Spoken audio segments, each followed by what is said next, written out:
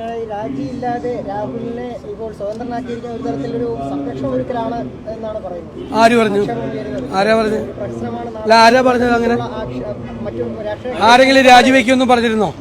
ഇല്ലല്ലോ. നിങ്ങൾ കേരളത്തിൽ ഇത്തരമൊരു സംഭവം ഉണ്ടായിട്ട് ആദ്യമായിട്ടാണ് ഒരു രാഷ്ട്രീയ പാർട്ടി ഇത്രയും കാർക്കശ്യത്തോടു കൂടിയും ഇത്രയും നിശ്ചയദാർഢ്യത്തോടു കൂടിയും ഒരു തീരുമാനമെടുക്കുന്നത്. KPCC പ്രസിഡന്റ് നിങ്ങളോട് പറഞ്ഞല്ലോ, ഒരു കംപ്ലൈൻറ്റ് ഞങ്ങളുടെ കയ്യിലില്ല, ഞങ്ങളുടെ കയ്യിലൊരു പരാതിയില്ല, ഒരു തെളിവുകളും ഞങ്ങൾക്ക് ആർക്കും തന്നിട്ടില്ല. എന്നിട്ടും 24 മണിക്കൂറിനകം യൂത്ത് കോൺഗ്രസ് പ്രസിഡന്റ് സ്ഥാനത്ത് നിന്ന് അദ്ദേഹം രാജിവെച്ചു. അതിനുശേഷം പാർട്ടി ഗൗരവതരമായി ആ കാര്യം പരിശോധിച്ചു, മുഴുവൻ നേതാക്കളുമായി ആശയവിനിമയം നടത്തി.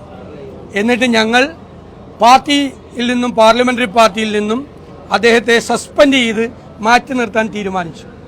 ഏതെങ്കിലും രാഷ്ട്രീയ പാർട്ടി ഇത്തരം തീരുമാനം കേരളത്തിൽ എടുത്തിട്ടുണ്ടോ?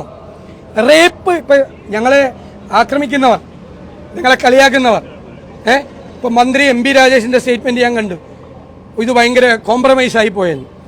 ഒരു റേപ്പ് കേസിലെ പ്രതി കൈപൊക്കിയിട്ടാണ് അദ്ദേഹം മന്ത്രിയായിട്ട് അവിടെ ഇരിക്കുന്നത് നിയമസഭയിൽ. സ്വയം ഒരു ഉളുപ്പ് വേണ്ടേ? ഒരു റേപ്പ് കേസിലെ പ്രതി MLA ആയിട്ടിരിക്കുകയാണ് CPM-ൽ. ഞാൻ പേരൊന്നും പറയില്ല ആരുടെ. ഞങ്ങളതാണ് ചെയ്തത്. ഞങ്ങൾക്ക് വേണമെങ്കിൽ പറയാം CPM ഒരു നടപടിയെടുത്തില്ല. BJP പോക്സോ കേസിലെ പ്രതി ഹൈക്കമ്മിറ്റിയിലാണ്, ഏറ്റവും കൂടുതൽ. ഞങ്ങൾക്ക് അതൊക്കെ ചൂണ്ടിക്കാണിക്കാം. ആരും ഒരു നടപടി എടുത്തിട്ടില്ല. ഇഷ്ടംപോലെ പേരുടെ പേര് ഞങ്ങൾക്ക് CPM-ൽ നിന്ന് തന്നെ പറയാമല്ലോ. ഞങ്ങൾ അവരാരെങ്കിലും പേര് പറഞ്ഞു. അവർക്കെതിരെ ഒന്നും ഒരു നടപടി എടുത്തിട്ടില്ല, ഒരു നടപടി. അതെല്ലാം പറഞ്ഞ് ഞങ്ങൾക്കും ഉഴപ്പായിരുന്നല്ലോ. ഞങ്ങൾ ആദ്യം തന്നെ അദ്ദേഹത്തെ സ്ഥാനത്ത് നിന്ന് മാറ്റി, പിന്നെ അദ്ദേഹത്തെ സസ്പെൻഡ് ചെയ്ത് അതിൽ നിന്ന് ഞങ്ങൾ മാറ്റി നിർത്തി. അതെന്തുകൊണ്ടാണ്? സ്ത്രീകളോടുള്ള ഞങ്ങളുടെ പ്രസ്ഥാനത്തിൻ്റെ ബഹുമാനവും ആദരവുമാണ്. അവരുടെ ആത്മാഭിമാനത്തിന് മുറിവേറ്റെന്ന് ഞങ്ങൾക്ക് തോന്നിയപ്പോൾ ഞങ്ങളുടെ പാർട്ടി ചെയ്താണ്. ഞാനൊരു 3 ദിവസം മുമ്പ് നിങ്ങളോട് പറഞ്ഞു, വേറെ ഒരു പാർട്ടിയിലും പോലെ അല്ല കോൺഗ്രസ് എന്ന് ഞങ്ങൾ ഇക്കാര്യത്തിൽ തെളിയിക്കും, നിങ്ങളെ കൊണ്ട് പറയിക്കും എന്ന് ഞാൻ പറഞ്ഞു. വേറെ ഒരു പാർട്ടിയെ പോലെയല്ല കോൺഗ്രസ് ഇക്കാര്യത്തിൽ തെളിവെടുത്തത്. ഞങ്ങൾക്ക് ഏറ്റവും പ്രധാനപ്പെട്ട ഒരാളെയാണ് ഞങ്ങൾ ഈ നടപടിയെടുത്തത്. ഞങ്ങൾക്ക് ഏറ്റവും അടുപ്പമുള്ള, ഏറ്റവും ബന്ധമുള്ള, പാർട്ടിയുടെ മുൻനിരയിൽ നിൽക്കുന്ന ഒരാളെ രക്ഷപ്പെടുത്താൻ ഞങ്ങൾ ഒരു ശ്രമവും ഞങ്ങൾ നടത്താതെ, ഒരു പരാതിയും ഇല്ലാതെ സ്ത്രീയുടെ അഭിമാനം കാത്തുരക്ഷിക്കാനാണ് കോൺഗ്രസ് ഈ തീരുമാനമെടുത്തത്. അത് കേരളത്തിൻ്റെ രാഷ്ട്രീയ ചരിത്രത്തിൽ അടയാളപ്പെടുത്തുക തന്നെ ചെയ്യും, ഒരു സംശയം വേണ്ട.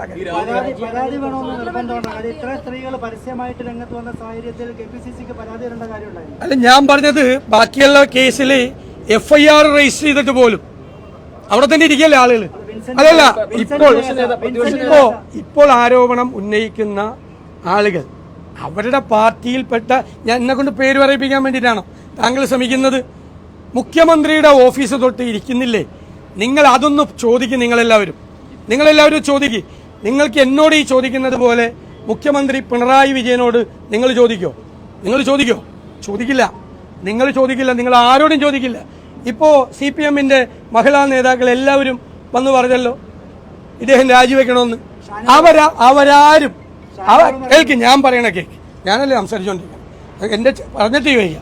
അവരെല്ലാവരും ഈ CPM നേതാക്കൾ ഇത്രമാത്രം ആളുകൾ, ഒരാളല്ല, 2 ആളല്ല, 3 ആളല്ല, 4 ആളല്ല, അതിനേക്കാൾ കൂടുതൽ ആളുകൾ CPM-ൽ ഒരു നടപടിയെടുക്കാതെ, ഒരു നോട്ടീസ് പോലും പാർട്ടി കൊടുക്കാതെ അവരവിടെ ഇരിക്കുമ്പോൾ ഇത്രയും ധീരമായ തീരുമാനം ഒരു പാർട്ടി എടുത്തെങ്കിൽ അതാണ് കേരളത്തിലെ കോൺഗ്രസ്.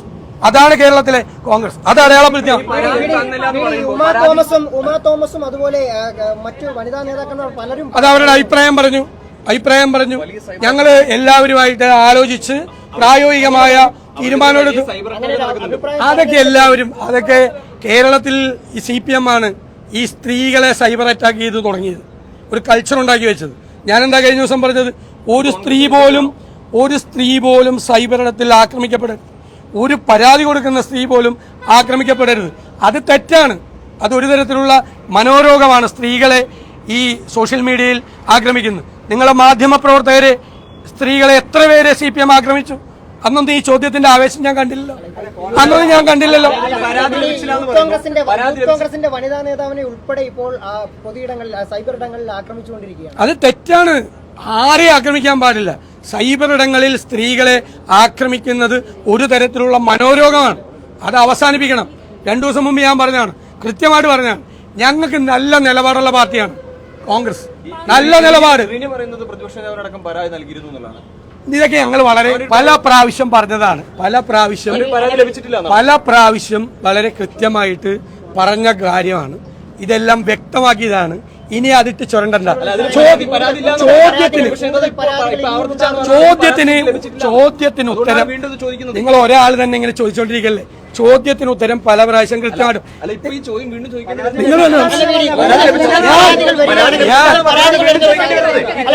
നിങ്ങൾ 10 പേരോട് ചോദിക്കണം. നിങ്ങൾ ഇന്നും പുറത്താക്കിയിട്ടല്ല, ഞങ്ങൾ മാറ്റി നിർത്തിയിരിക്കും. അല്ല, അതല്ല അതിന്റെ നടപടിക്രമം അനുസരിച്ച്. സമ്മേളനത്തിൽ പങ്കെടുക്കുന്ന അല്ല, അത് ഞങ്ങൾ അതിന്റെ നടപടിക്രമങ്ങൾ പരിശോധിച്ച് തീരുമാനിച്ചു. മനസ്സിലായതുകൊണ്ടാണ് ഈ നടപടിയിലേക്ക് ഇറങ്ങുന്നത്. ഈ നിലവിൽ ഇത്രയും നടപടികളൊക്കെ എടുക്കുമ്പോൾ പ്രാഥമികമായെങ്കിലും ഒരു പാർട്ടിയുടെ ഒരു അന്വേഷണം വേണ്ടേ? ഇപ്പൊ അങ്ങനെയാ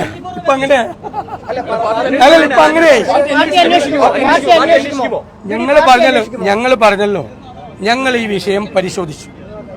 ഒരു പാർട്ടിക്ക്, ഒരു രാഷ്ട്രീയ പ്രസ്ഥാനത്തിന് എടുക്കാൻ പറ്റിയ ഏറ്റവും വലിയ തീരുമാനം കേരള രാഷ്ട്രീയത്തിൽ ഒരു രാഷ്ട്രീയ പാർട്ടിയും എടുക്കാത്ത ധീരതയോടുകൂടിയ ഒരു തീരുമാനം കോൺഗ്രസ് എടുത്തു പോയി. ഇപ്പോൾ റിപ്പോർട്ട് ചെയ്യുമ്പോൾ അതിനെപ്പറ്റി അഭിനന്ദിച്ചു.